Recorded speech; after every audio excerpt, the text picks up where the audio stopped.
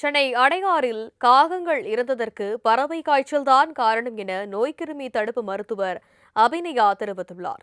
சென்னையில் கடந்த மாதம் அடையாறு இந்திரா நகர் பூங்கா மற்றும் நீலாங்கரை பகுதிகளில் காகங்கள் இறந்து கிடந்தன. இந்நிலையில் இறந்த காகங்களின் மாதிரிகள் சேகரிக்கப்பட்டு ஆய்வுக்காக அனுப்பி வைக்கப்பட்டது.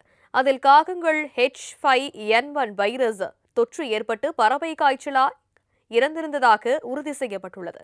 இது மனிதர்களுக்கும் பரவிவிடக் கூடாது என்பதற்காக கால்நடைத்துறை சில முக்கிய முன்னெச்சரிக்கை நடவடிக்கைகளை வெளியிட்டுள்ளது. இதுகுறித்து பேசிய நோய்க்கிருமி தடுப்பு மருத்துவர் அபிநயா, இறந்த பறவைகளை கையால் தொட வேண்டாம் என்றும் உயிரிழந்த காகங்களை 8 முதல் 10 அடி ஆழத்தில் புதைக்க அல்லது எரிக்க வேண்டும் என்றும் தெரிவித்துள்ளார். மேலும் பொதுமக்கள் இறந்த காகங்களை எங்கு பார்த்தாலும் உடனடியாக மாநகராட்சி அதிகாரிகளுக்கு தகவல் தெரிவிக்க வேண்டும் என கூறியுள்ளார்.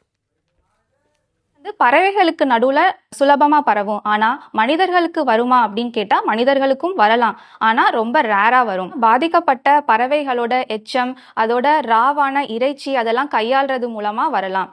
இதோட அறிகுறிகள் என்னன்னு பார்த்தோம்னா காய்ச்சல், தொண்டை வலி, இருமல், இத மாதிரி காமன் ஃப்ளூ காய்ச்சல் மாதிரி வரும். அது போக நோய் எதிர்ப்பு சக்தி கம்மியா இருக்கிறவங்க, இணை நோய் இருக்கிறவங்க, 60 வயசு மேற்பட்டவங்களுக்கு மூச்சு திணறல், நிமோனியா காய்ச்சல் மாதிரியும் வரலாம். நோய்வாய்ப்பட்ட பறவைகளை கையாளும் போது அதுக்கான ப்ரொடெக்ஷன், கிளவுஸ், மாஸ்க் அதெல்லாம் யூஸ் பண்ணி ஹேண்டில் பண்ணணும். அடிக்கடி கைகளை சுத்தம் செய்யணும். வீட்டில் பறவைகளை வளர்த்துக்கிறவங்களும் அவங்க கைகளை அடிக்கடி சுத்தம் செஞ்சுக்கணும். தேவைப்பட்டா மாஸ்க்கும் யூஸ் பண்ணிக்கலாம்.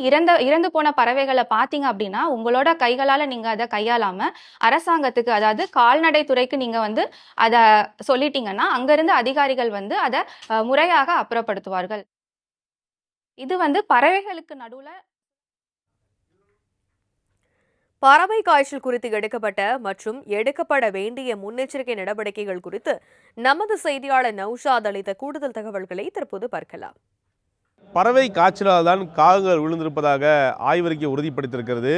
இருந்தபோதிலும் மக்கள் யாரும் அச்சப்பட வேண்டாம் எனவும், உங்கள் வீட்டில் அருகே காகங்கள் மற்றும் இன்ன பிற பறவைகள் உயிரிழந்ததால் அருகே இருக்கக்கூடிய மாநகராட்சி அதிகாரிக்கு தகவல் தெரிவிக்குமாறும் என அரசு அறிவித்திருக்கிறது. மாலை முரசிலுக்காக ஒளிப்பதிவாளர் காங்கையுடன் செய்தியாளர் நௌஷாத்.